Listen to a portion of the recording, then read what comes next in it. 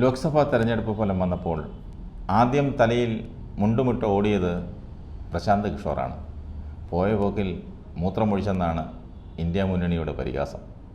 കടുത്ത ആരോപണങ്ങളുമായി BJPയും കോൺഗ്രസും പരസ്പരം പോരടിക്കുമ്പോൾ സമാന്തരമായി ഏറ്റുമുട്ടിയവരാണ് തെരഞ്ഞെടുപ്പ് പ്രവാചകരായ പ്രശാന്ത് കിഷോറും യോഗേന്ദ്ര യാദവും. BJP കേവല ഭൂരിപക്ഷം നേടില്ലെന്ന് യോഗേന്ദ്ര യാദവ് തറപ്പിച്ച് പറഞ്ഞപ്പോൾ BJPക്ക് ലഭിച്ച 2009 303 സീറ്റ് എന്ന തൽസ്ഥിതി തുടരുമെന്ന് ഉറപ്പിച്ചു പറഞ്ഞത് പ്രശാന്ത് കിഷോറാണ്.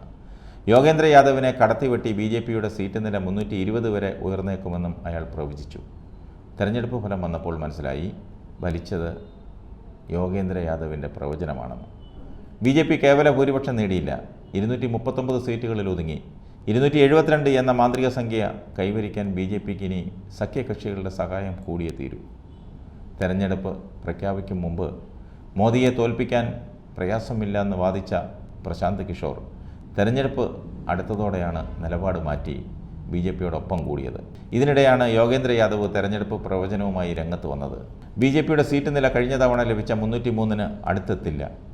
കേവല ഭൂരിപക്ഷത്തിന് വേണ്ട 272 കിട്ടില്ല. ഇപ്പോഴത്തെ സാഹചര്യത്തിൽ 250 സീറ്റിൽ കൂടുതൽ കിട്ടാൻ സാധ്യതയില്ല. ഒരുപക്ഷെ 230 സീറ്റിലും താഴേക്ക് പോയേക്കാമെന്നും യോഗേന്ദ്ര യാദവ് തറപ്പിച്ചു പറഞ്ഞു. തെരഞ്ഞെടുപ്പിൻ്റെ യഥാർത്ഥ ചിത്രമാണ് യോഗേന്ദ്ര യാദവ് പുറത്തുവിട്ടതെന്ന് ഇപ്പോൾ വ്യക്തമായി. പ്രശാന്ത് കിഷോർ എന്ന തെരഞ്ഞെടുപ്പ് വിശകലന വിദഗ്ധനെ അയാളെ സംബന്ധിച്ച് ജനങ്ങൾക്ക് നേരത്തെ സംശയങ്ങളുണ്ടായിരുന്നു. അയാൾ BJPയുടെ ചാരനായിരുന്നു. BJPക്ക് വേണ്ടി വീട് പണിയെടുത്തു. അത് പൊളിച്ചടുക്കിയത് പ്രമുഖ മാധ്യമ പ്രവർത്തകനായ കരൺ താപ്പറാണ്. കരൺ താപ്പർ പ്രശാന്തിനെ വിളിച്ചിരുത്തി അഭിമുഖം നടത്തി. താപ്പറുടെ പല ചോദ്യങ്ങൾക്കും വെള്ളം കുടിച്ചു. ഒടുവിൽ ഇറങ്ങി ഓടി. അതാണ് പ്രശാന്ത് കിഷോർ.